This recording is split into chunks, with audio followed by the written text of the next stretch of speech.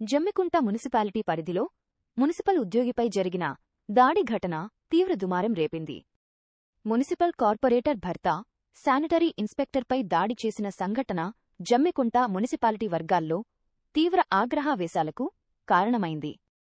నల్ల బ్యాడ్జీలతో నిరసన. Municipal commissioner Mohammed Ayaz ఆదేశాల మేరకు మున్సిపల్ మేనేజర్ రాజిరెడ్డి ఆధ్వర్యంలో ఉద్యోగులు మంగళవారం నల్ల బ్యాడ్జీలు ధరించి నిరసన తెలిపారు. రాజిరెడ్డి మండిపాటు. ఈ సందర్భంగా మేనేజర్ రాజిరెడ్డి మాట్లాడుతూ, కరీంనగర్ కార్పొరేషన్ పరిధిలో మున్సిపల్ కార్పొరేటర్ భర్త శానిటరీ ఇన్స్పెక్టర్పై దాడి చేయడం తీవ్రంగా ఖండనీయం.